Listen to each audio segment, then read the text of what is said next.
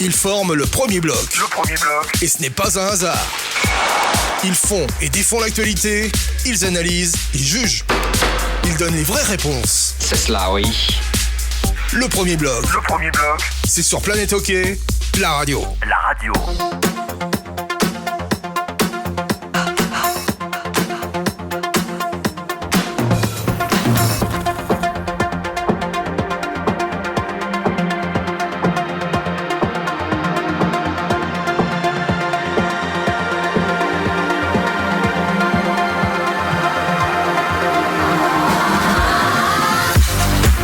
Madame, monsieur, bonsoir, bienvenue. C'est le premier bloc d'après championnat du monde.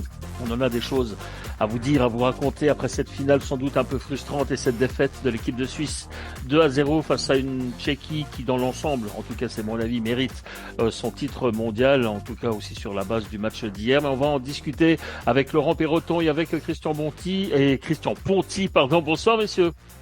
Salut Ducaro. Bonsoir monsieur Ducaro.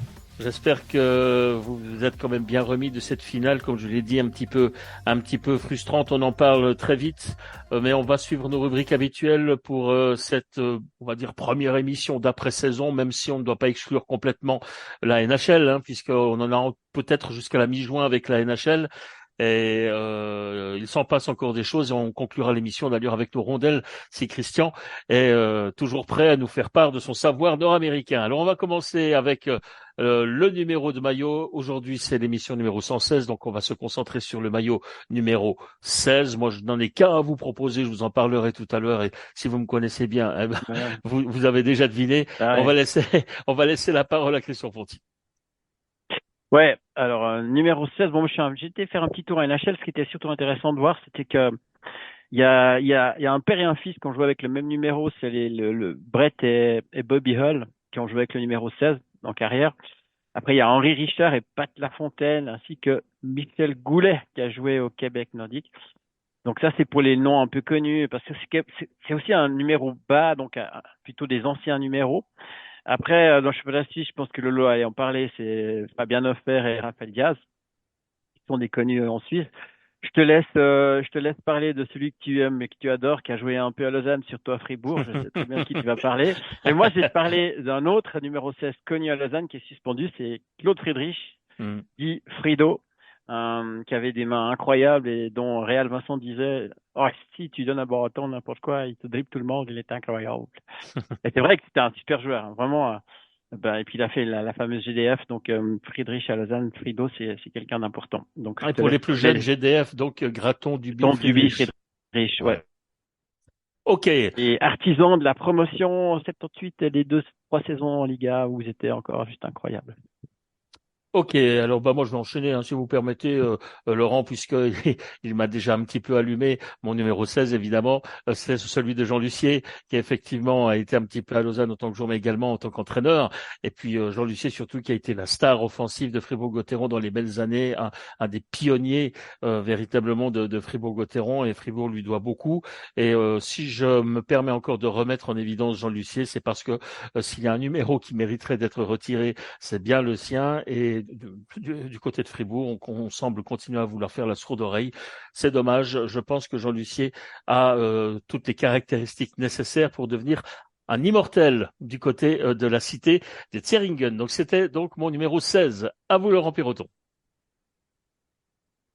Alors moi, juste rajouter sur ce qu'a dit Christian, Bobby Hull et Brett Hull, c'est le père et le fils, mais c'est deux joueurs qui sont quand même au temple de la renommée, donc sacrée famille. Ouais. Ensuite, au niveau des numéros suisses, on a parlé d'Hofer et Diaz, mais il y a Dominique Zwerger qui a fait un très bon championnat du monde avec l'équipe d'Autriche qui joue en Brie.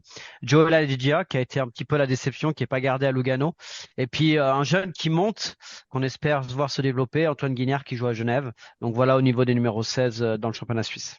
Juste. Ok, voilà pour nos numéros d'aujourd'hui. Peut-être il y en a encore beaucoup d'autres.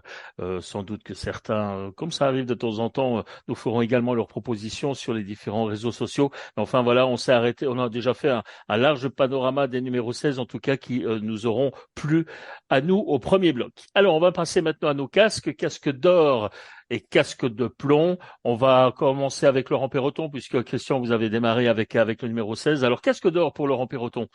aujourd'hui? Alors, mon casque d'or à la République tchèque et à son engouement pour le hockey avec cette ferveur populaire, conclu par ce magnifique titre. Avec une préparation à Prague avec des idées exceptionnelles pour mettre le curseur sur le championnat du monde avec des maillots sur les monuments, par exemple, de nombreux drapeaux, les gants qui checkent les bus quand ils passent, etc., etc. Pratiquement 800 000 entrées, exactement 797 727 entrées, record mondial lors des championnats du monde lors de ces 2 semaines, avec des fan zones surchargées et surtout très festives, avec des audiences TV phénoménales, avec un pic à 4 millions, soit 43,3% de la population tchèque et plus de 75% de part d'audience pour la couverture de la finale sur City Sport. C'est vraiment gigantesque. Bravo et merci pour cette magnifique organisation. Perso, j'ai pris un plaisir monstre à voir toutes ces images avec cette passion, toutes ces photos, toutes ces vidéos. Donc bravo à la République tchèque et on se réjouit qu'on arrive à faire la même chose en Suisse en 2026. Ah, et la République tchèque, c'est 10 millions d'habitants. La Suisse, on va compter 8 millions d'habitants. Et je me souviens de mes années SSR qu'à l'époque, les audiences pour tout le territoire suisse étaient à peu près la moitié même un peu moins pour les finales, mais la moitié des audiences des premiers matchs de ce championnat du monde 2024. C'est donc dire que la Tchéquie est une véritable terre, une véritable glace de hockey sur glace. Voilà donc pour le casque d'or. À vous, Christian. Alors moi, mon casque d'or, il va être suivi d'un casque d'or bis parce que c'est lié. Alors moi, mon casque d'or, je le donne à Kevin Fiala qui a été élu MVP, puis surtout qui est arrivé last minute. Donc déjà, quelle efficacité, quelle facilité, ces pénaltys, c'était juste incroyable. C'est la description du joueur et de l'homme. Pour moi, c'est la description même du joueur et de l'homme qui est à son prime. On peut pas faire mieux. Et dire qu'il a il a failli ne pas venir. Alors en passant, je dis merci à Madame Fiala d'avoir libéré son mari. Et si jamais n'hésitez pas à en parler aux femmes des futurs papas lors des prochains mondiaux, parce que je pense que le mondial sans Fiala, ça aurait pas été la même chose. Après, je voulais parler d'un bis. Je voulais vous raconter une anecdote. Ça parle de football. Ça parle de Johan Cruyff. Johan Cruyff, qui jouait dans la grande équipe de Hollande dans les années 70, plus précisément la première Coupe du Monde en 74. À cette époque-là, les Hollandais, ils étaient tellement forts, tellement cool. Bref, c'était les Beatles du foot. Ils vivaient leur mondial très cool dans leur hôtel open bar tous les soirs. Il y avait du monde, on faisait la fête.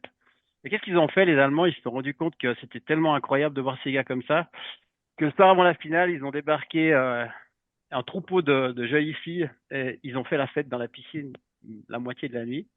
Et qu'est-ce qui s'est passé? Le lendemain, Johan Cruyff, on l'a pas vu.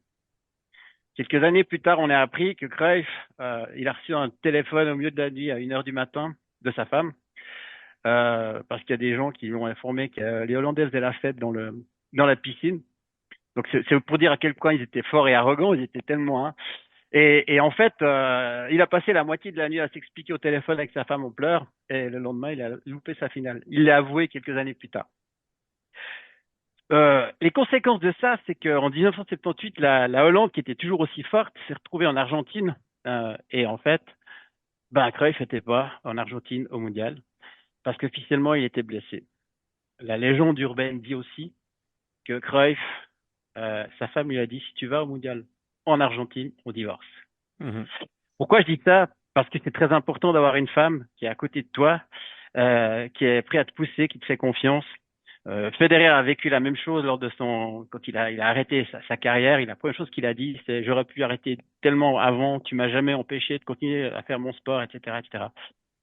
Donc c'est pour ça que mon casque d'or bis, je le donne à Madame Fiala, qui a eu la bonne idée de faire confiance à son mari, de dire écoute, oui, on a un enfant, mais parce que c'est des moments hyper importants dans la vie, et en fait, elle l'a laissé partir parce qu'elle aurait très bien pu dire non, c'est notre moment, machin. Et en fait, ça c'est très personnel, c'est pas un jugement soi, mais en tout cas, elle l'a fait.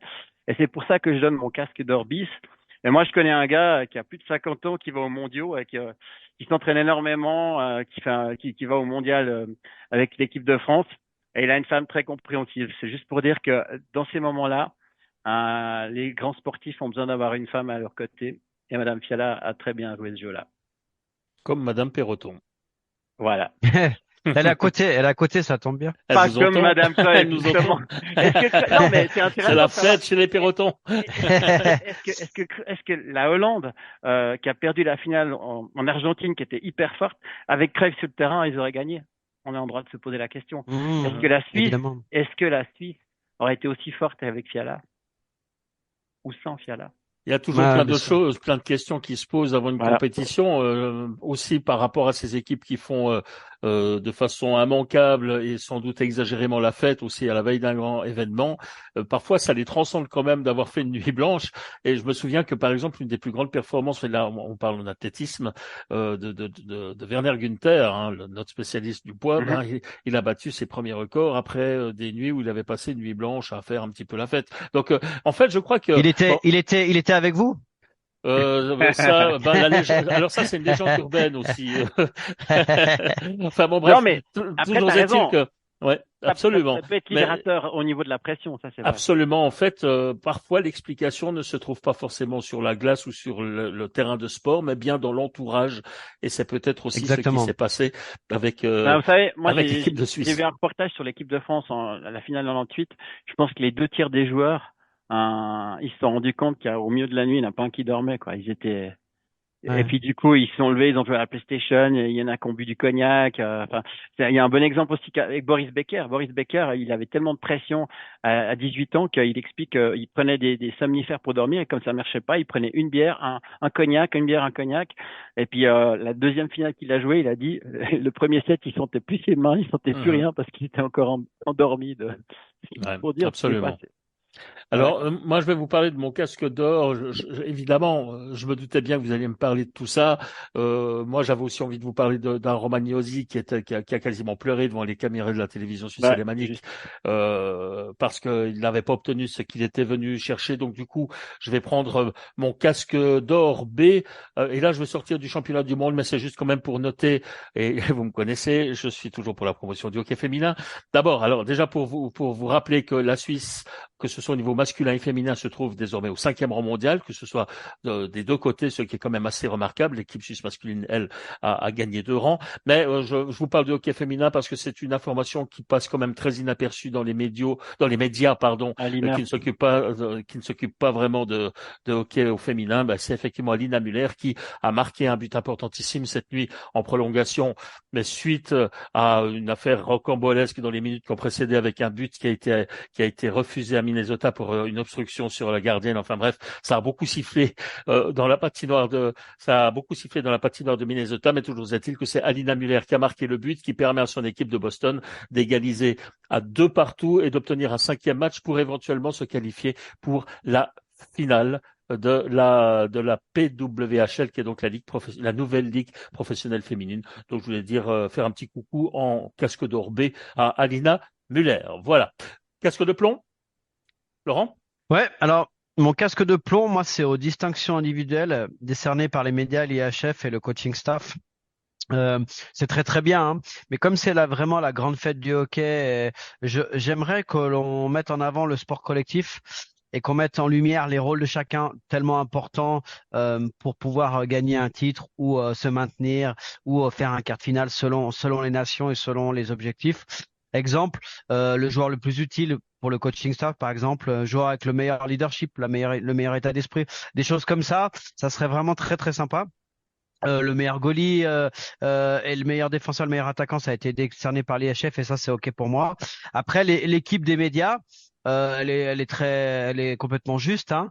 Mais on voit que on prend les statistiques et que Pour on Carlson, prend aussi faut les pas que équipes. c'est très juste, perso. Ouais, non, mais par exemple, on prend les statistiques et puis les qualifications, puis les équipes qui arrivent dans le dernier carré. Par exemple, moi, il y a un joueur qui m'a impressionné, mais vraiment tout au long du championnat du monde, c'est Marcus Johansson. Numéro 90, ça vous rappelle un numéro très célèbre en Suisse de l'équipe de Suède. Et lui, à chaque fois que je regardais les matchs, j'avais l'impression qu'il était sur la glace lorsqu'il y avait un goal de l'équipe de Suède. Et finalement, par hasard, comme ça, je regardais un petit peu les statistiques et je m'aperçois qu'au plus minus, il est plus 14 et que le deuxième, il est +9 et que le meilleur Suisse, il est +8. C'est pour vous dire un petit peu l'importance de ce joueur. Et il a 12 points et tous les points qu'il met, c'est des points décisifs, des winning goals ou des assists sur le winning goal, etc. Par exemple, voilà. Donc ça, c'est un type de joueur qui pourrait être récompensé. On t'a parlé de Tavares. Tavares, c'est plus le même Tavares qu'à l'époque, mais finalement, quand on regarde le championnat du monde, il finit meilleur passeur du championnat du monde et meilleur au face-off. Et au face-off, 70% de réussite. Donc c'est tout simplement impressionnant. Donc voilà, peut-être trouver une formule, fans, médias, différencier un petit peu et qui a un petit peu plus de reconnaissance et qu'on mette en avant le joueur qui a bloqué le plus de shoots ou enfin voilà, vraiment pour que le hockey soit complet, la fête soit complète et pas que ce soit toujours les mêmes. Et finalement, quand on regardera après sur les distractions individuelles, mais quand on regarde le staff a décidé avec Ishier, Fiala et Yosi, pour moi, il n'y a pas de problème. Mais il y a des joueurs qui ont fait un immense championnat du monde dans un rôle bien précis, qui auraient Et là, vous mérité une pensez à distinction. Bull, par exemple. Ou Berti. Ou je pense à Berti. Berchi, je pense à Leffel, voilà. Ouais. Donc voilà, à Sigenthaler que j'ai trouvé vraiment exceptionnel, on n'a pas assez parlé. Donc Turcotte, voilà, jeu défensif. voilà, Ouais. voilà, Turkov. Donc voilà, c'est là-dessus où je pense que il y a des petites réflexions à amener, et puis que ça soit encore plus festif, et puis qu'on mette en avant ces joueurs de l'ombre qui sont tellement importants pour gagner un titre. Ok. Christian, Ouais. casque de plomb. Alors, moi, je vais donner mon casque de plomb à la RTS pour avoir traité un événement extraordinaire d'une manière ordinaire. Je m'explique. Hier, c'était une finale de mondial. Ok. On a entendu en long en large que les droits de TV, ça coûtait une blinde. Lorenzi nous en a parlé dans tous les sens. Ok, c'est vrai. Sauf que la télévision suisse romande et la télévision suisse a les droits pour les mondiaux. Alors moi, je me suis amusé à aller voir sur SFR et TSI. Donc la SFR, juste pour vous donner une idée, ils avaient un plateau avec une table au milieu des gradins avec Mark Reichert et la super blonde qui présente avec lui. Il y a eu un immense reportage. Ils ont fait un sondage avec des vidéos. Ils ont demandé aux 15 meilleurs sportifs. Il y avait Odermatt, Zuberbuller, machin. Ils ont tous fait des vœux pour la Suisse parce que c'était vraiment super ludique à voir. Ensuite, il y a eu bon après c'était un montage vidéo. Et ensuite, moi j'ai regardé juste à la fin du match sur la RTS, on a eu droit aux deux romans, Chervet et Leffel, en interview.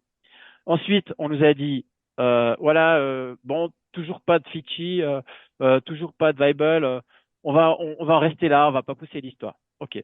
Fin de la retransmission 23h25. Alors, juste pour info, sur SFR, ça a duré 35 minutes de plus et sur la TSI, 30 minutes de plus, avec analyse, plateau et tout. Nous, on a eu droit, hier, à un plateau. Je remets pas en cause les analyses pendant le match, hein. C'est pas ça que je dis. Je dis, on n'aime pas, ça c'est ok, mais ce que je veux dire par là, c'est que les gens qui ont fait leur boulot, ils l'ont fait, ok. Mais d'un autre côté, on a eu droit au même reportage que si on avait eu un Suisse-France. Alors que de l'autre côté, après le match, analyse, et le plateau sur la RTS, la TSI, pardon, il y avait 8 consultants, il y avait Chelio, c'était quand même, ils ont marqué l'événement. Et moi, je veux dire, je trouve qu'au bout d'un moment, il faut arrêter de pleurer et de dire que, ouais, les droits, on les a pas. Là, on avait tous les droits, on a fait le strict minimum et rien de plus. Et là, je vous dis franchement, moi, j'étais frustré. Évidemment, ils ont perdu et tout. C'était lourd, c'était tout. Mais voilà, j'ai regardé sur la RTS, la télévision suisse allemande, pardon, il y a eu Fitchy, Bully, Yosi, Weibel, Isbier, Kervenka, qui sont allés voir un champion du monde. Il l'a interviewé parce qu'il est un championnat suisse. Et de l'autre côté, chez les Tessinois, on a eu Fora, Fitchy, Weibel, Yosi et Kubalik, qui a joué à Ambry, qui sont allés le voir. Je trouve ça vraiment cool. Et c'est ça le job. Je veux dire, je pense que tu es bien placé pour le dire. Je sais pas ce que tu en penses, Philippe, mais moi, je trouve que voilà, on peut pas traiter le hockey de cette manière-là, un jour de finale, qu'est-ce que ça aurait été si la Suisse avait été en finale du mondial de football? Alors, on aurait eu droit à Lorenzi, un plateau qui aurait duré 3 heures, même si on avait perdu. Et là, c'est vite vu, 20 minutes après la fin du match, on a coupé l'antenne. Et moi, je trouve ça très, très, très, très minimaliste. Je remets pas en cause les intervenants. Je dis que c'est pas normal qu'avec les mêmes droits, je pense que spécialement SFR, ils ont fait un show. C'était magnifique. Franchement, ils ont fait une interview. Mark Reichert, ils ont parlé. Il y avait tout. C'était au milieu des gradins avec tous les téléphones allumés avec la lumière. C'était magnifique à voir. Et là, je m'excuse, on a eu le service minimum de chez minimum. Et j'ai encore entendu à la fin, ouais, alors comme Fischer est pas disponible, on le prendra demain. Non, on peut pas faire ça. Alors après, faut arrêter de venir pleurer, de dire qu'on n'a pas les droits, parce que là, on les avait. Et moi, j'estime que quand on voit ce que les Suisses allemands et les Tessinois ont fait, ce que la Suisse romande a proposé, c'était minimaliste. Et je trouve ça dommage. Écoutez, moi, je vais pas me prononcer sur mes anciens collègues. Mais je pense pas que c'est les collègues. Moi, je pense que ça vient de la direction. Je pense que il y a un certain manque d'anticipation, puisque selon les bruits que j'ai entendus, l'équipe qui était sur place estimait qu'elle n'avait pas le temps de faire autant qu'elle aurait peut-être dû le faire. Bon, ça c'est une question d'appréciation personnelle, mais me revient, si vous me permettez, quand même une petite anecdote. Et là, ça concerne la France. Laurent Perroton, en 1996, lorsque les Barjots deviennent champions du monde de handball pour la première fois en Islande, j'étais le seul journaliste francophone en Islande. Et le jour de la finale, je reçois un coup de fil je crois que c'était France Télévisions, qui me demandait si je pouvais pas faire pour eux une interview à la fin du match avec un Français. Et ça, c'est vraiment un manque d'anticipation qui était inadmissible, surtout pour une télévision comme France Télévisions, justement. Et donc je me suis collé dans la peau du journaliste de France Télévisions l'espace de 10 minutes. Ils étaient très gentils en me posant la question. Est-ce que vous pouvez faire une interview pour nous? Dès le moment où j'ai dit oui, je suis devenu un numéro. Ils m'ont traité comme un peu n'importe quoi. Là aussi, on pourrait en parler un peu sur les attitudes des différentes télévisions. Mais ça, c'est un autre débat. C'est intéressant ce que tu dis, Philippe, mais ça veut dire que alors, ok. Alors, sur la Suisse romande, on a manqué d'anticipation. Alors, les Suisses allemands et les Tessinois, ils ont pas manqué. Je veux dire, c'est quoi le problème? Effectivement, les décisions viennent souvent peut-être pas de tout en haut, mais enfin, ou même à mi-chemin, on va dire ça comme ça. Et là, peut-être qu'on a manqué un petit peu de clairvoyance par rapport à la portée d'événements. Lorenzi qui hurlait par rapport au fait que les droits de TV coûtaient cher, et là, ils les ont, et regardez ce qu'ils en ont fait. Peut-être qu'ils vont vous contrer en disant que regardez, il y avait 4 millions de personnes dans un pays de 10 millions d'habitants pour regarder cette finale. En Suisse, si on atteint les 500 000, on est déjà content. Ça sera peut-être ça la réponse. Et effectivement, il dira 500 000, est-ce que ça valait la peine de ça? Mais vous pensez vraiment que les Tessinois, ils avaient combien d'auditeurs hier soir? Bien sûr, évidemment. Qu'est-ce qu'ils ont fait? Voilà. Écoutez, ça dépend effectivement de la passion souvent des patrons. Voilà. C'est dit. Juste rapidement, j'ai une info là qui vient de tomber. Fribourg-Gotteron se sépare de Christian Dubé. C'est pas Témon qui vient à la bande, donc on avait entendu un peu dans les tuyaux qu'il y avait au niveau de la direction une volonté de changer, et on a engagé Roger Rönnberg en 2025, le Suédois que tout le monde connaît. Information sûre, confirmée, ou c'est un bruit? Ouais. Non, c'est un communiqué de presse. C'est un communiqué de presse. C'est une bombe c'est une bombe. Donc, pour plus d'informations, Gerd Zenhauser, directeur sportif, et John Gobi, directeur général, sont à disposition des médias cet après-midi à la patinoire. Ça va bien, je vais y aller. Je vais y aller. Arrêter, ou est-ce donc voilà, on saute du coq à l'âne, mais c'est une grosse information. On va revenir en fin d'émission là-dessus alors. On va revenir en fin d'émission là-dessus quand même. Exactement. Après les rondelles, il y a la bombe qui arrive juste derrière. André Bikoff est de retour dans l'effectif. Ouais. Vous pensez qu'il y a une relation de cause à effet? Moi, je reviens sur ma position. Je pense que Zeno a raté l'occasion de montrer qui était le patron en n'accordant pas une année supplémentaire à André Bikoff, ce que visiblement ne voulait pas Christian Dubé. Mais enfin bon, on y reviendra après, parce qu'il y a pas mal de choses à développer. Ouais. On se calme, les gars. On se calme. C'est vrai que c'est excitant. Non, mais attends, je rigole parce que vous vous souvenez la première chose qu'a dit Zenhauser quand il est devenu directeur sportif? Allez-y. il a dit qu'ils ont discuté avec Christian. Il a dit, bah maintenant, c'est moi qui peux te foutre dehors. Il était rigolant. Bah voilà, c'est fait. Ça, Bon, écoutez, c'est souvent comme quand le président vous annonce dans la presse que tout va bien, que vous allez être Ouais, reconduit. non, Voilà, on c'est un peu maintient le même notre principe. confiance. bon, On maintient notre confiance. le Ça m'est scén- arrivé quelques fois.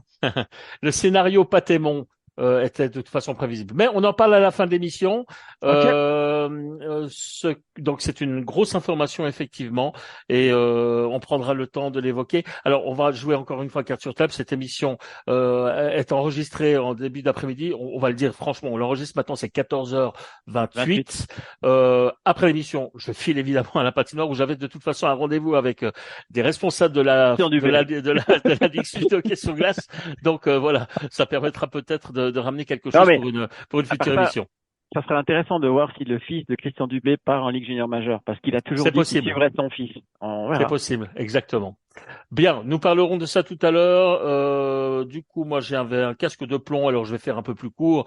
Euh, euh, la rédaction a les noms, donc je vais pas les nommer, mais je voulais simplement attribuer un casque de plomb à tous les journalistes qui, après la dizaine de défaites de l'équipe de Suisse, ont commencé à demander la tête de Patrick Fischer. 11. Ils se, ouais, ils se reconnaîtront et qui n'osent pas aujourd'hui prendre la plume pour dire que finalement ils se sont trompés. Nous, quand on se trompe, on le dit. On ne dit pas qu'on est un exemple du côté du premier bloc, mais enfin, voilà, comme on se fait ça, sérieusement taper sur les doigts, parfois par les collègues. Vous savez que je n'aime pas attaquer les collègues. Ce n'est pas une attaque nominale, mais tous ceux qui voulaient un peu la peau de Patrick Fischer, disons depuis le début de cette saison, eh bien aujourd'hui on attend aussi de leur part que dans leur colonnes qui sont ô combien dithyrambiques par rapport à l'entraîneur de l'équipe de Suisse, eh bien, ils aient la courtoisie de dire que oui, messieurs, je m'étais trompé Tout sur le le monde ne sujet. fait pas un mea culpa. Voilà. Enfin, voilà. C'est comme ça. Voilà. C'était Mais ils mon peuvent casque pas. de plomb. Mais certains ne peuvent pas parce qu'ils sont encore en train de manger des saucisses de veau là. Donc du coup à cette heure-là, c'est pas possible. Donc voilà. Ok. Je sais. Allez, on y va, on enchaîne. On enchaîne? Alors, on y va avec les finales Ouais, on enchaîne. rapidement sur la troisième, quatrième Ouais. place. Allez-y, Laurent. Oui, bah rapidement sur la troisième, quatrième place, évidemment que j'ai trouvé finalement, c'était un match où on a joué quand même sérieusement. On a vu on avait parlé que les Canadiens étaient plus jeunes, qu'ils avaient peut-être plus d'ambition, mais finalement les Suédois se sont mis au diapason, ont fait un match sérieux. Binnington encore dans les buts côté canadien. Je l'ai pas trouvé serein et notamment sur le troisième goal où pour moi, il a une grosse part de responsabilité, notamment sur la relance. Et c'est quand même 33 shoots à 22 pour la Suède. Et puis, on a vu à la fin du match une image qui m'a vraiment marqué. C'est Sam Hallam qui sauve un peu son mondial et puis peut-être sa peau. Et du côté de Tourini, du retour au pays parce que là, quatrième, en ayant perdu contre les Suisses, contre les Suédois pour la troisième place, en ayant fait une phase de poule où tu finis premier, je pense que du côté du Canada, ça passe pas très très bien. Donc voilà, j'ai trouvé les stars suédoises ont mis des goals au moment opportun. Et puis encore une fois de plus, j'étais encore impressionné. Par Cousins qui a été vraiment je le trouve un très gros vraiment tournoi. je le trouve vraiment très très fort, vraiment je vais le suivre ce joueur parce qu'il m'a vraiment plu. Donc voilà, logique par rapport intrinsèquement parce que quand on regarde la composition des deux équipes et puis là la Suède a raté sa demi-finale et là a sauvé son mondial sur ce match pour la troisième place avec une belle victoire contre le Canada 4-2. Ouais, moi, je pense que clairement, les Suédois, ils ont mis l'orgueil en avant, hein, parce qu'avec toutes ces stars, je pense qu'ils voulaient pas, parce que c'était déjà peut-être un affront, dans un premier temps avec les Tchèques, mais parce qu'ils ont pris une sève, hein. Franchement, 7-3, ouf. Donc, ils ont relevé la tête. Je pense aussi, parce que honnêtement, je pense que ces 10 dernières années, je sais pas s'il y a eu une Suède aussi forte sur le papier que cette Suède-là. Ils étaient vraiment impressionnants. Et en fait, Carlson, c'est un peu la même chose que Josi. Il y va une fois tous les 4-5 ans. Donc c'est un exemple parmi d'autres, mais c'est vrai qu'ils avaient vraiment un énorme potentiel. Et je pense que peut-être que la plus grosse déception de ce mondial, c'est la Suède. Si on regarde sur le papier à la base, ce qui est assez étonnant, c'est que finalement ça a jamais pris en fait les Suédois. Et puis il y a un truc que Laurent avait dit il y a milieu de semaine passée. C'est vrai que le groupe de la Suisse était plus fort. Franchement, si on regarde bien, que ce soit les Tchèques, les Suisses, de l'autre côté, il y a Canadien, eu les Canada. Canadiens, exactement. Et puis, rappelez-vous, hein, finalement, est-ce qu'il y a eu une équipe qui a joué sur le même, du niveau de l'Autriche, qui a joué aussi bien de l'autre côté? Non. Donc, je pense que quelque part, j'ai envie de dire indirectement, un peu comme la Suisse l'année passée, dans le tour de qualif, la Suède l'a eu un peu facile, un peu, sous-entendu. Et quand tout d'un coup ça a été dur et puis qu'ils ont été pris dans cette de vague d'euphorie des Tchèques, ben ils n'ont pas su relever la tête. Et moi, c'est la première fois que j'ai vu des coachs suédois qui m'avaient l'air aussi désemparés, spécialement contre les Tchèques. J'ai trouvé qu'on aurait dit que ouais, qu'ils appuyaient sur le bouton et que ça marchait pas et que le bon vieux jeu suédois qui se met toujours en place dans les moments importants, ça n'a pas marché avec une énorme équipe. Donc, je pense que réaction d'orgueil pour les Suédois. Et puis ben voilà, moi j'ai lu deux trois commentaires du côté du Canada. Alors maintenant, ils disent que c'est un tournoi européen fait pour les Européens, surtout quand les Européens gagnent. Mais en l'occurrence, le Canada avait une équipe un peu expérimentale avec beaucoup de jeunes, mais énormément de talent aussi. Et ça tient un peu de choses. Finalement, ça tient un peu de choses. Ok, voilà donc pour cette finale pour la médaille de bronze. On va maintenant évoquer la finale pour la médaille d'or. Je vous ai fait part un peu de ma déception tout à l'heure parce que j'espérais une équipe de Suisse un poil moins prudente, un poil moins frileuse, en tout cas durant les 50 premières minutes de jeu. Est-ce que vous partagez mon opinion? Ouais, ben, Ouais, je partage par rapport à 2018 parce que 2018, c'est vrai qu'à 2-2, ce poteau de Fiala, on est très très proche de la victoire. Là hier, moi, il y a une fois de plus, je suis désolé, mais on parle de détails. Il y a un fait de match qui peu de personnes ont parlé et qui m'a vraiment marqué, c'est également. le icing sifflé. Libor Hajek ne fait pas l'effort de pivoter, enfin de patiner et pivote du mauvais côté en laissant passer le puck pour laisser passer le puck et du coup ça donne un icing. Andrighetto va réclamer auprès du juge de ligne en disant que là il faut au moins admettre l'erreur et engager au milieu, engagement dans la zone défensive, set play et goal de Pasternak. Voilà. Ça joue aussi là-dessus sur les détails, sur la chance, mais là il y a clairement pas icing. J'ai regardé plusieurs fois la situation. Le joueur il fait exprès de laisser passer le puck et il pivote du mauvais côté. Tout le monde le voit. Et puis quand tu as joué au hockey, tu le sais. Tu l'as fait plein de fois quand tu étais défenseur. Et voilà, ça joue à ce détail-là. On n'est pas prêt. On le perd trop franchement. Euh, euh, Moi, j'étais quand même positif sur l'ensemble le début du match parce que la première période, je m'attendais complètement à ça. Le seul truc qui l'a manqué, c'est que on était fatigué. Pas dans la récupération, on n'a pas eu un petit peu moins de temps et ça s'est vu. Le pipi n'a pas été aussi performant et surtout, on avait un très mauvais gap. Dans la zone neutre sur Surtout notre au premier tiers. 2-3. Mm. Ouais, 2-3, on était, et du coup, ça a amené des fulgurances. Mais on a tenu, Giannoni est très bien. Et puis après, bah, la chance et l'arbitrage, j'en ai parlé avant. Il faut pas oublier qu'il y a quand même le poteau de Berchi sur un super lancé encore. Ça peut, l'équipe qui marquait le premier goal, aller sans doute sur un match aussi tendu et serré, gagner le championnat du monde. Et puis il y a la déviation de Turkov aussi sur le poteau. Il y a eu des poteaux des deux côtés, mais voilà, ça fait partie de la chance. Et moi, j'étais frustré. Pas sur le résultat final parce que comme vous Philippe, j'étais plus frustré en 2018.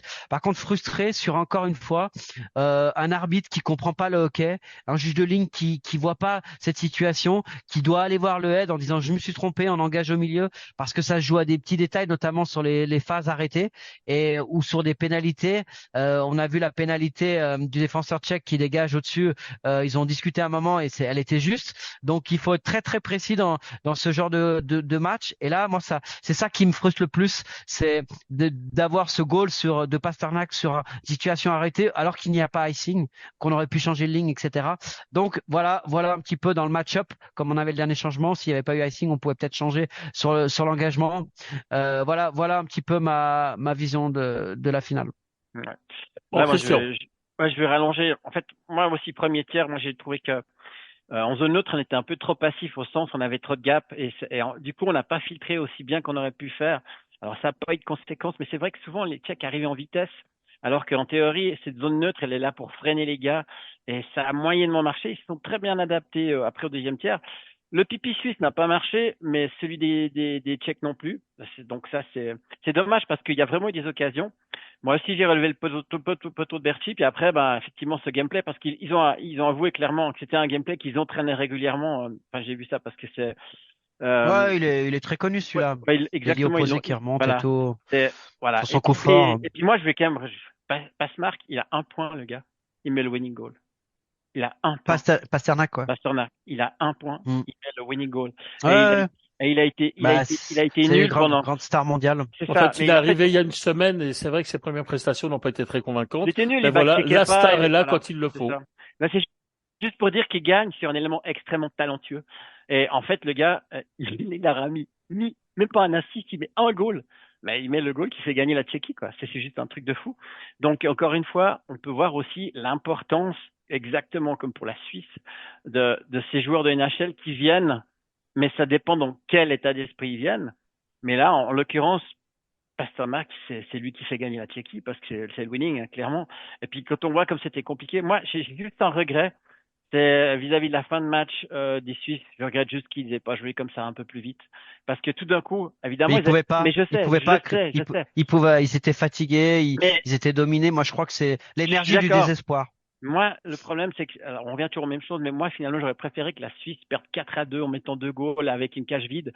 Que, après, je comprends que tu as tellement peur de prendre le premier goal et c'est important de toi mettre le premier. Et ça s'est joué sur un fait de jeu. D'ailleurs, entre nous, on parle du goal de Passmark et du set play. Malheureusement, c'est un des rares engagements que Berti l'a complètement loupé. Il touche même pas le puck, c'est quasiment une passe. Et alors que Berti a fait un mondial incroyable. Il arrive franc sur la palette du C'est ça. défenseur qui la décale. C'est une passe. Du coup, c'est pour ça qu'ils peuvent le faire aussi bien, le set play. Mais voilà, après, je pense qu'on peut pas non plus dire que les Tchèques, c'est pas des beaux gagnants, surtout quand on voit la demi-finale qu'ils ont mis, Ouais, c'est à 3. bien sûr. Puis voilà. Mais ça reste quand même un engagement qui aurait pas dû avoir lieu. Donc c'est pour ça que je suis frustré moi parce que une fois de plus on va dire oui tu t'en prends aux arbitres, mais toute l'année les gars ils s'entraînent comme des malades pour être en finale du championnat du monde et gagner ce titre. Et quand tu connais tous les sacrifices avec surtout les joueurs NHL avec les saisons qu'ils ont à rallonge, le perdre le match sur cet engagement là parce qu'il ne doit pas y avoir engagement, même si tu le perds bêtement, etc. C'est un jeu super préparé de la République tchèque. N'empêche que tu dois quand même avoir les boules et c'est là-dessus, pas sur le contenu, mais là-dessus sur ce fait de match-là où je suis un peu agacé moi par rapport à 2018. Ouais, je suis d'accord. En tout cas, ce qu'il y a de sûr, c'est que c'était une finale très ouverte et comme quoi, des fois, même si t'as pas de goal, tu peux avoir une belle finale. Parce que c'était vraiment une belle finale. Dans l'intensité, il y a eu des gros tchèques. Voilà. Moi, je veux juste préciser aussi un truc, c'est que autant au niveau des joueurs que dans le public, il y avait une bonne mentalité. Je sais pas si vous avez vu à la fin, Goudas qui a mis un super hommage à la Suisse. Il a dit ouais, franchement, juste magnifique finale et tout. Ils étaient très fair-play. Il y avait beaucoup de respect aussi dans la victoire. Ils n'ont pas fanfaronné, etc. Ça c'est important. C'est très important. Absolument. Alors, puisque l'on parle justement d'individualité et sur proposition de Laurent Perroton, on va justement parler de cette distinction individuelle et Laurent, vous allez même vous lancer dans l'entreprise périlleuse des notes. Ouais, bon bah alors, c'est vous spécialiste. Déjà, 0 à 10. On commence. 0 à 10. On commence Kevin Fiala là, on va parler des distinctions individuelles par l'IHF et les médias, mais Kevin Fiala, MVP des championnats du monde 2024, complètement mérité avec 13 points, 7 goals et 6 assistances. Josi avait eu la même chose en 2013, donc ça fait le deuxième Suisse qui est MVP du championnat du monde. Josi, meilleur défenseur du tournoi en tant que défenseur avec 12 points, meilleur pointeur du tournoi en tant que défenseur avec 12 points et 3 goals et 9 assistances. Équipe des médias, donc Fiala, Cervenka, Cousins. Voilà, très content aussi pour Cervenka avec son âge, mais il a fait vraiment un gros tournoi. Je pense on le récompense. Si Carlson, je suis un peu d'accord avec toi. Il a alterné le chaud et le froid, mais il met un goal important hier pour la 3e place. Josi et Dostal. Je pense que Giannoni aurait mérité aussi, mais Dostal gagne la finale, donc je pense que c'est logique.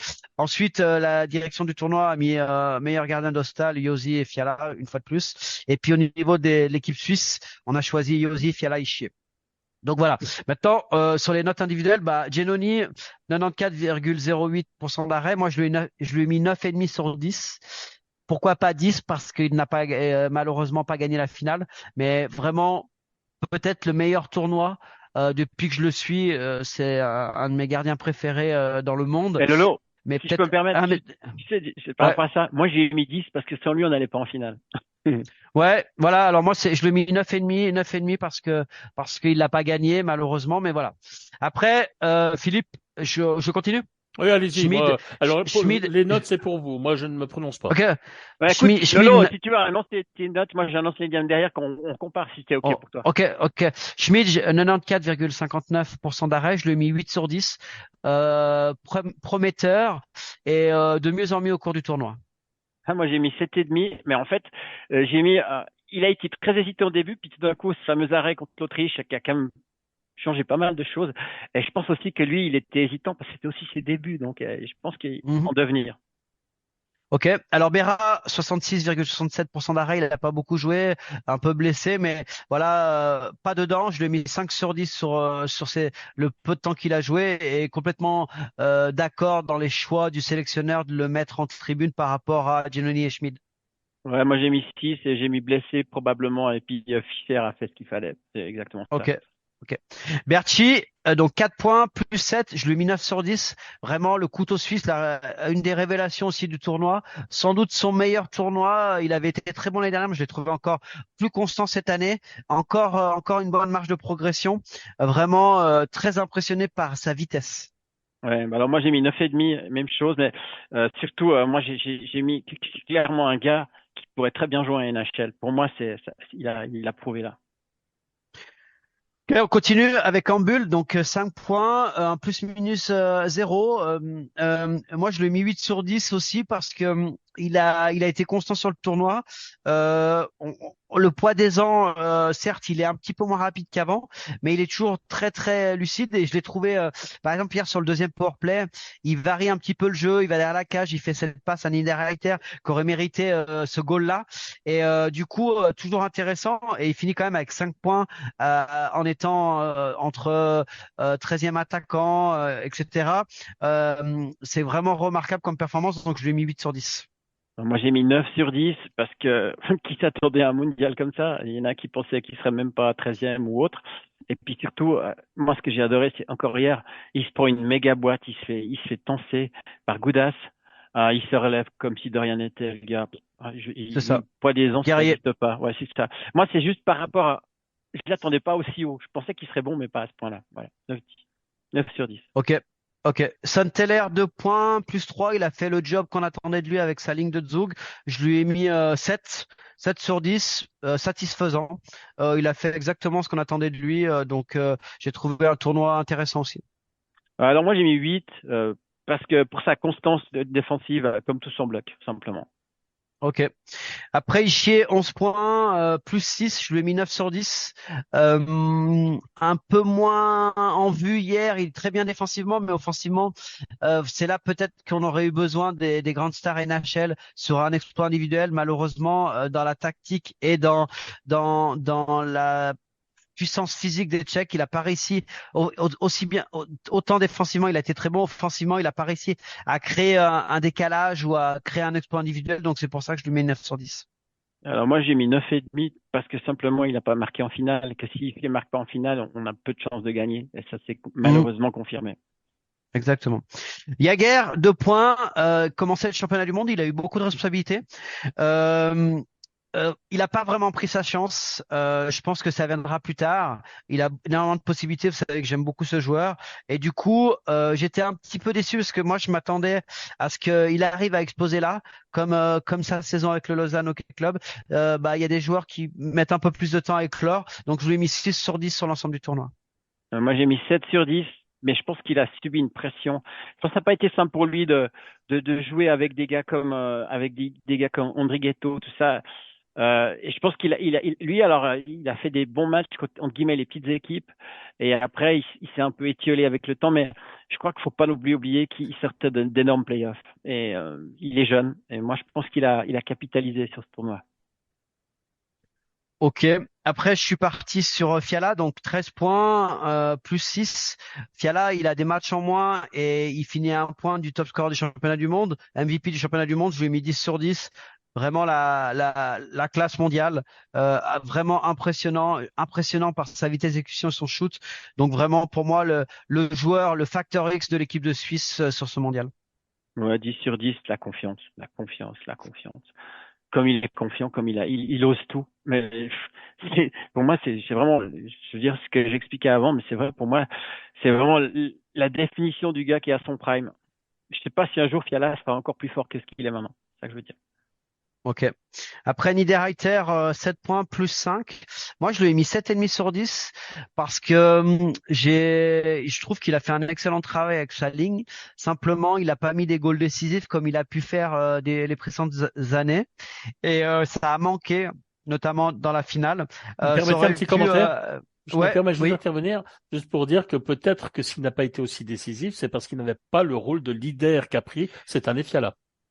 C'est peut-être, mais Oui, juste pour vous répondre, moi je lui aurais mis 9 par exemple. Si hier, lorsqu'il a reçoit le puck dans le slot en power play, il met le goal, le winning goal, parce que si l'équipe de Suisse avait marqué en premier, je pense qu'il y avait une réelle chance qu'il gagne. Donc c'est pour ça que je lui ai pas mis la note de 9 parce que offensivement, il avait quand même eu quelques chances où il aurait dû marquer. Il n'a pas réussi à le faire. Donc il a fait un excellent travail pour les deux autres.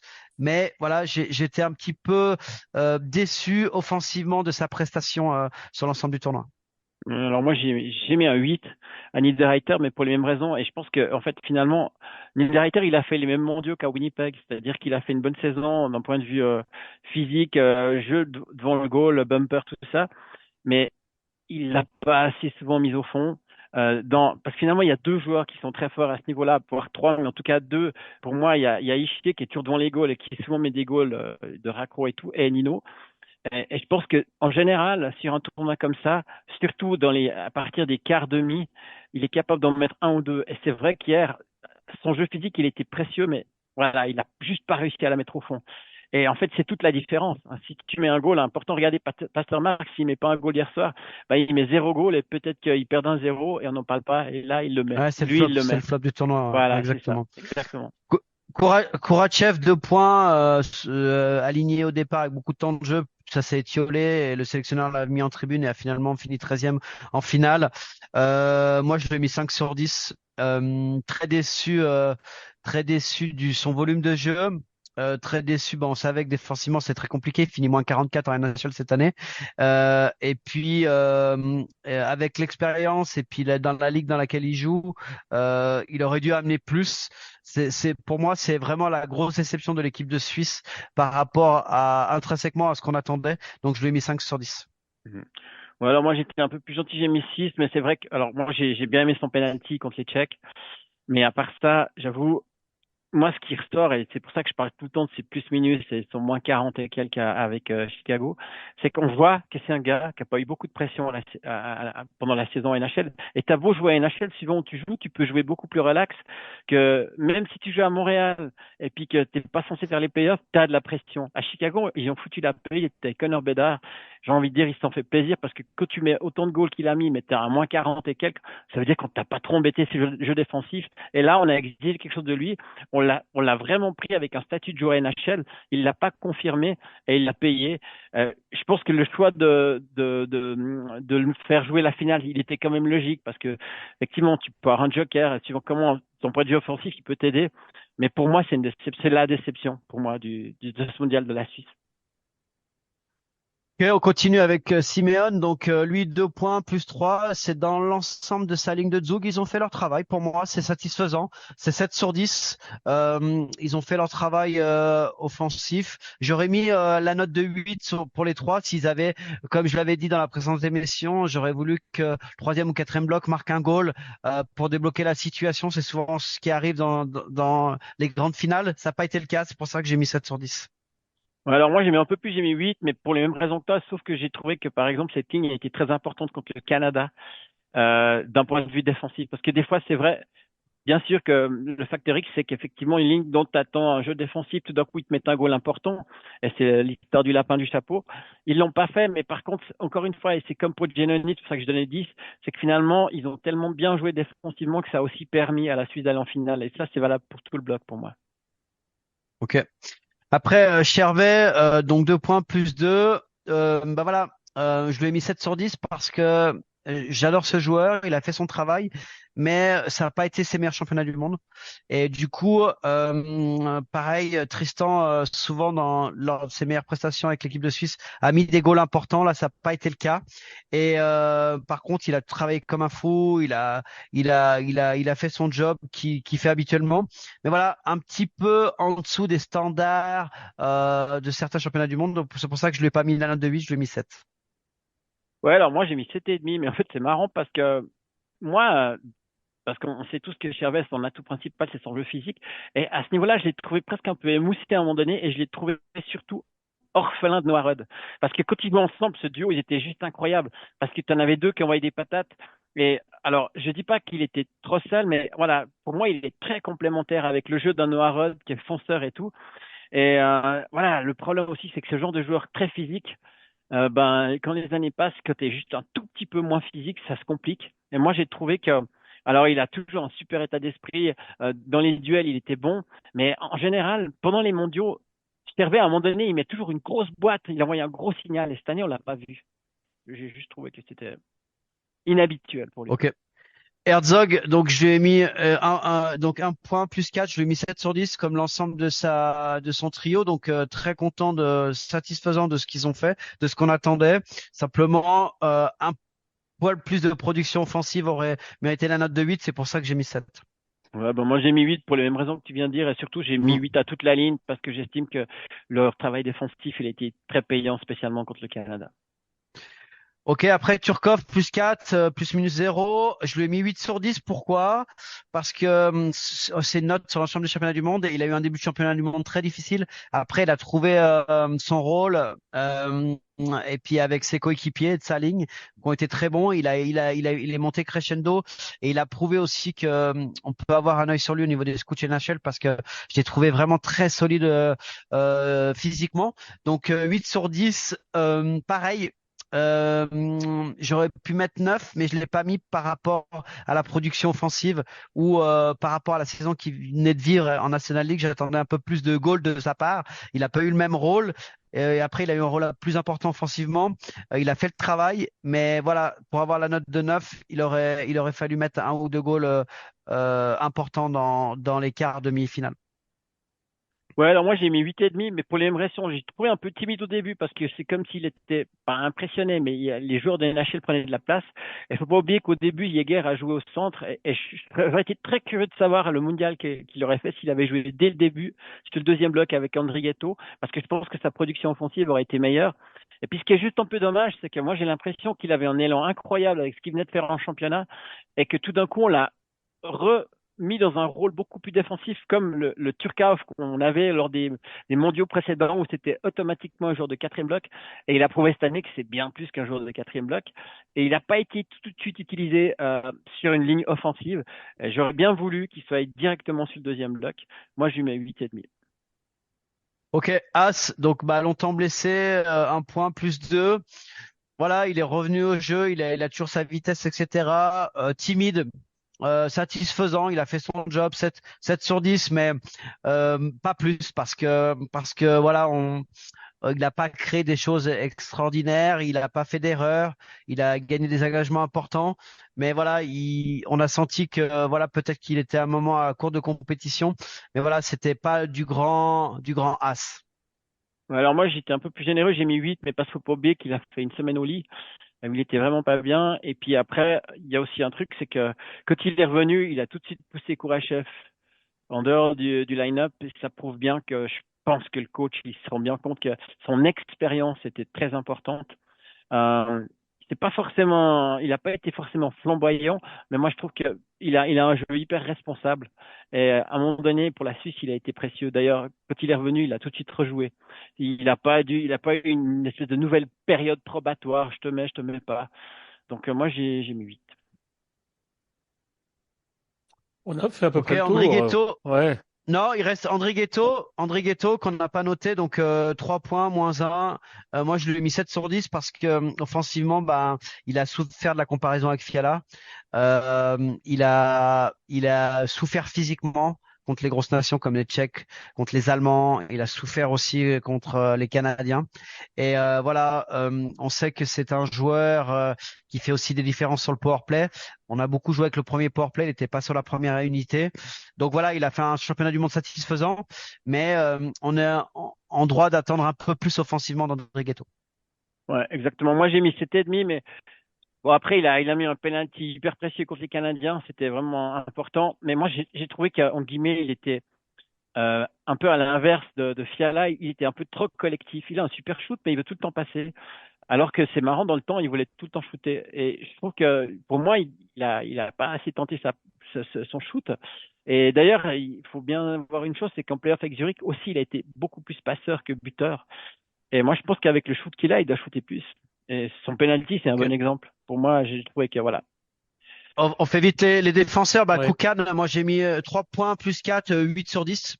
Excellent championnat du monde, très très bonne complémentarité avec son duo et physiquement au point. Il a fait du Koukan, ce qu'on attendait de lui. Très content de son championnat du monde.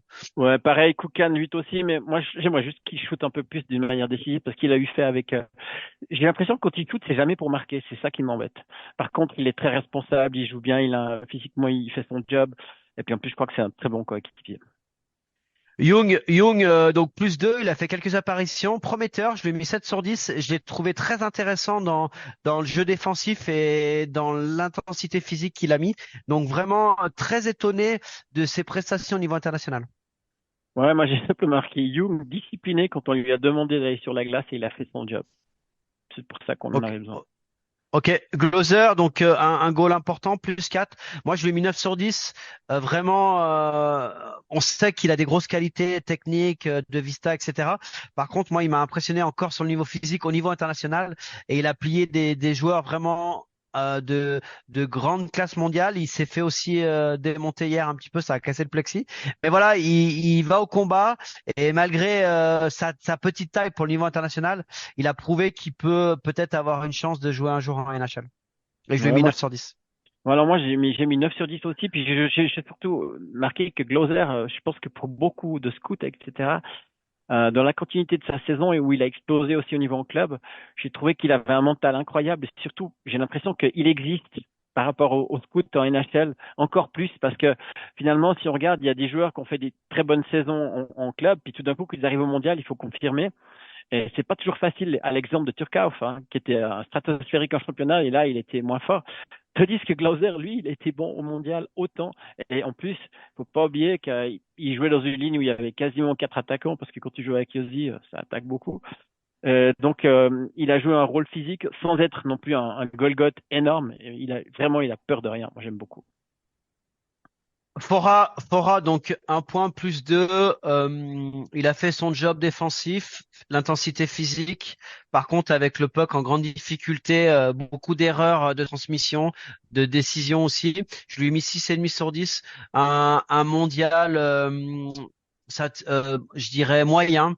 Il a fait son job, mais voilà, pas plus. Ouais, alors moi j'ai mis 7 pour son jeu défensif, mais pas toujours au top. Mais par contre, par exemple, je pense qu'un Fora, il est important quand tu joues le Canada parce qu'il va mettre des nions.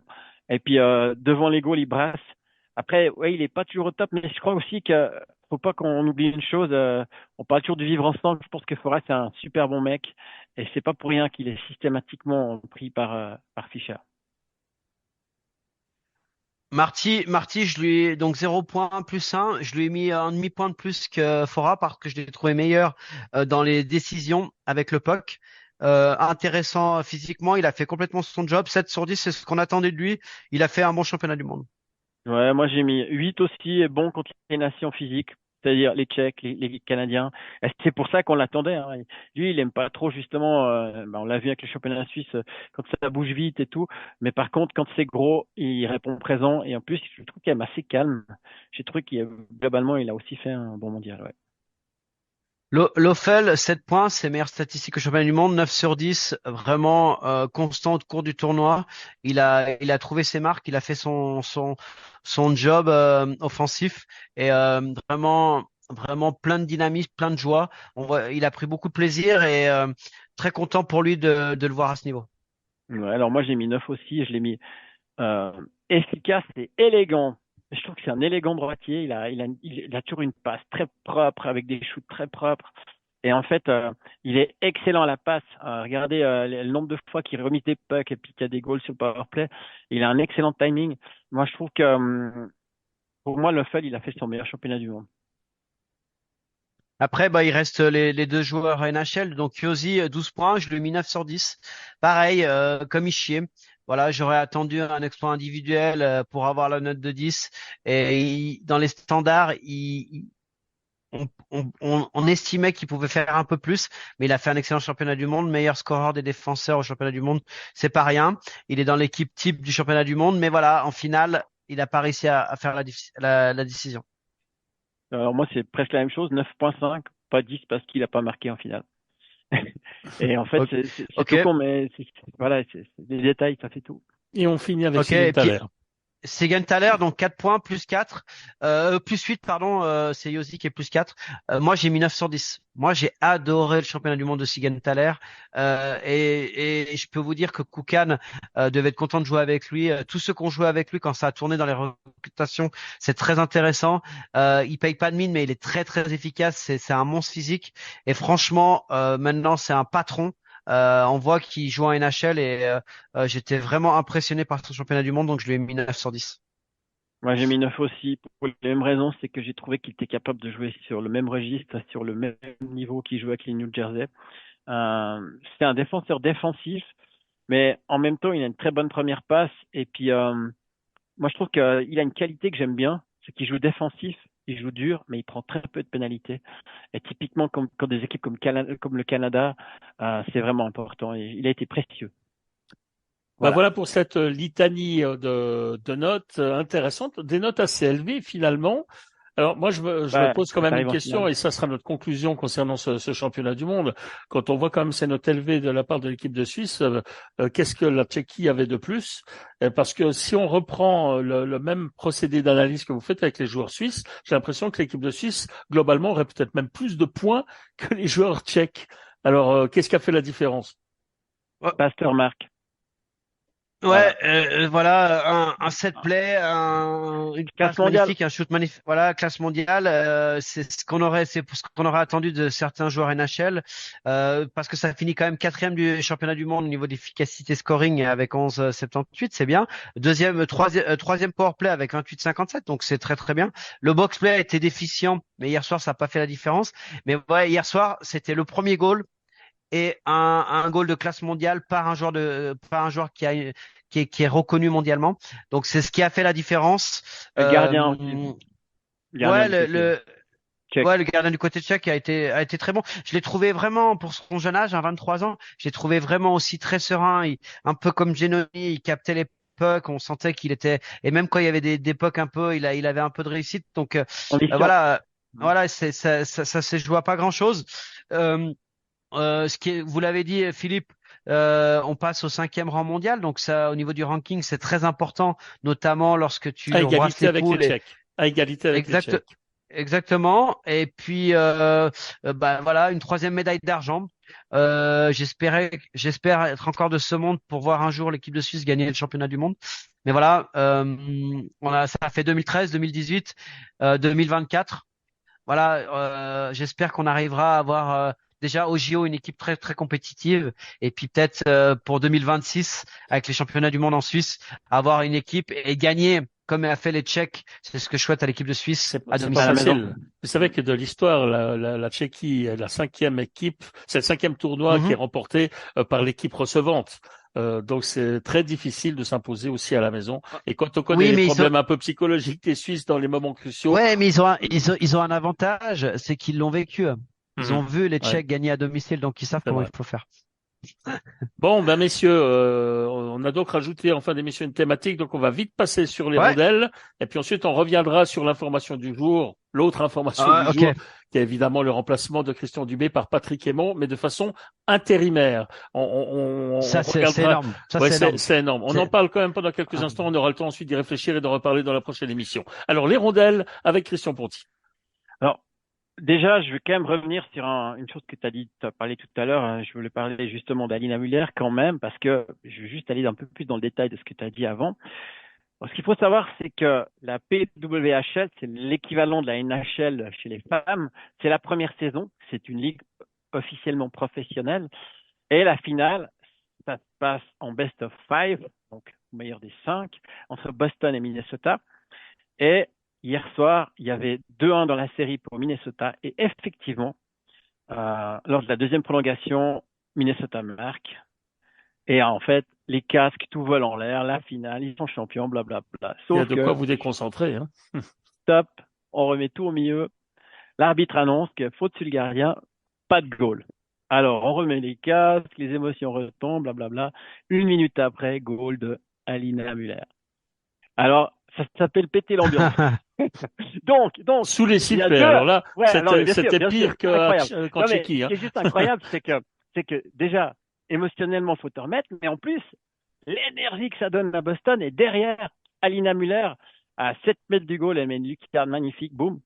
Et ça veut dire que prochain match, la finale, best of five, le 5e, il y a 2-2 dans la série à Boston. Donc ça va être juste incroyable. Alors, juste pour quand même situer un peu le truc, Alina Muller, c'est la sœur de Mirko Muller, hein, déjà pour ceux qui ne savent pas, qui joue à Lugano et qui a aussi été drafté, qui a joué à NHL. Et ce qu'il faut savoir aussi, c'est qu'elle est issue d'abord de la formation suisse, et donc ça veut dire qu'elle a joué jusqu'en mini-novice à Cloton et à Winterthur, et elle a joué notamment contre Théo Rochette, contre Marco Rossi et contre David Ebicher. Ce que je veux simplement dire, c'est que vu qu'on parle souvent du hockey féminin, il faut savoir que jusqu'à l'âge de 14 ans, elles peuvent jouer dans les catégories des mecs, donc ça veut dire que c'est vraiment une super joueuse. Et puis là, je peux vous dire que du côté de Boston, Alina Muller, c'est une star absolue. D'ailleurs, c'est drôle parce qu'elle marque. Et dans la seconde qui suit, elle fonce au vestiaire, mais vraiment, il n'y a vraiment aucune célébration et tout. Et c'est marrant parce qu'il y a 2-3 joueuses de Boston qui ont envie de célébrer, puis les autres les tirent, non, on vient dedans et tout. Donc ça va être juste incroyable. Il faudra quand même suivre ça parce que ça veut dire qu'elle pourrait globalement être vainqueur, mais ce qui est surtout incroyable, c'est le rôle qu'elle a eu dans ce match en jeu. C'est juste, je voulais quand même y revenir parce que c'est pas... Juste précision, je crois que le 5e match a lieu dans la nuit de mardi à mercredi, et puis ma langue a fourché tout à l'heure en début d'émission. Je vous parlais de demi-finale. Évidemment, c'est la finale entre Boston, bien sûr, ma langue a fourché. Mais je crois que c'est dans la nuit de mardi à mercredi. Il faudra suivre ça, évidemment, sur le site de planethockey.com. Voilà. Alors maintenant, on va revenir évidemment aux deux finales Est-Ouest, donc c'est-à-dire Dallas Edmonton et de l'autre côté Florida Rangers. Donc Dallas a égalisé 3-1 dans la série. Les 4 goals ont été marqués tous au premier tiers. Et ce qui en dit surtout très long sur la solidité défensive de Dallas, parce que contre Edmonton, qui est une puissance offensive, ils n'ont pas réussi à marquer en 40 minutes derrière. Donc ils ont gagné.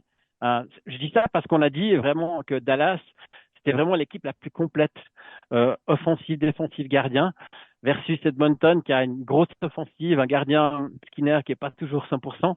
Donc ils ont eu la bonne idée de marquer au premier tiers, mais c'était aussi super important pour Dallas puisque les 2 premiers matchs avaient lieu à Dallas et maintenant la série elle va partir à Edmonton. Donc il y a 1-1 dans la série, donc c'est très ouvert. Ensuite, même chose, Florida Rangers, 2-1 dans la série pour les Rangers. Non, qu'est-ce que je dis? Ouais, pour les Rangers. Victoire en prolongation, dans la deuxième prolongation, 2 goals de Lafrenière et 2 goals de Sam Richard. New York est allé gagner sur la glace de Floride. Donc ça aussi, pour une équipe qui est hyper physique, c'était très dur à faire. Donc ça promet, mais ça veut dire qu'ils ont perdu le premier match chez eux, les New York Rangers. Derrière, ils ont gagné le deuxième à la maison et ils sont allés gagner en Floride. Donc ça veut dire que malheur aux perdants le prochain match. Mais là aussi, c'est très ouvert. C'est des vrais matchs de play-off avec des grosses charges, avec ça part dans tous les sens. En tout cas, je pense que les soigneurs ils doivent être dans les poches de glace. Moi, j'ai vu 2-3 extraits, ça frappe. Wow, c'est magnifique. Laurent. Bien. Voilà pour l'actualité en Amérique du Nord. On en reparlera bien entendu encore plus précisément la semaine prochaine, surtout si Alina Muller fait partie de l'équipe victorieuse de cette fameuse première saison de la PWHL. On le dit à la française. Exact. Bien, messieurs, on va conclure avec l'information du jour. Vous qui pensez partir en vacances dès après cette émission, C'est mort. non, il va falloir travailler encore un peu, hein, parce qu'on va encore beaucoup en parler ces prochains jours et sans doute que maintenant les clubs suisses ont été très tranquilles pendant le mondial et n'ont pas beaucoup communiqué. Je pense que maintenant il va falloir retravailler un petit peu sur la National League. Et alors le premier gros dossier qui vient de s'ouvrir, c'est le remplacement aujourd'hui de Christian Dubé par Pat Émon à la tête de Fribourg-Gotteron.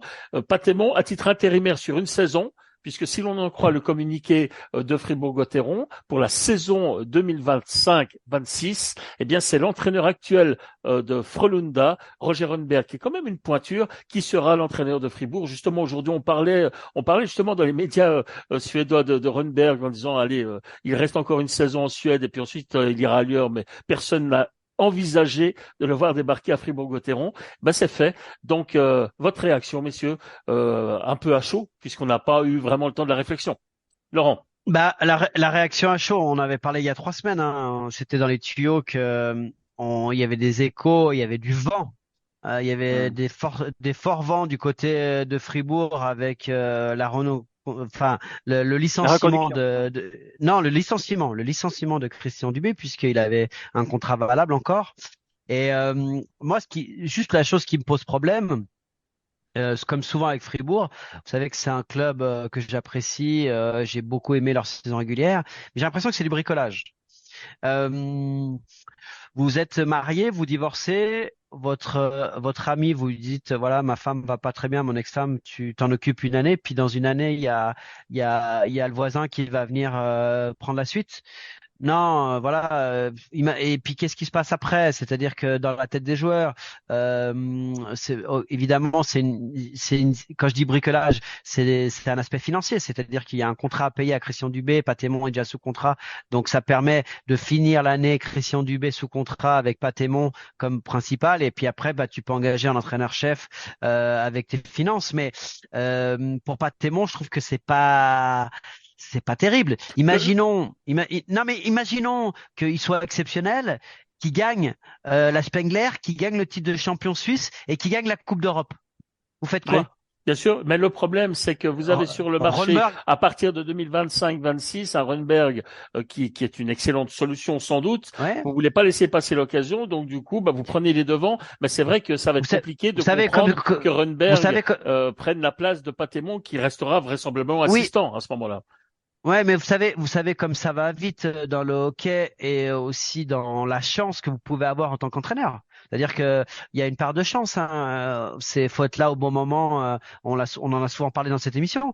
Mais vous parlez du palmarès de Ronberg, pardon. Mais si d'un coup Patémon fait une saison avec 3 titres, on sait jamais ce qui peut se passer. Et puis en plus, Ronberg il vient,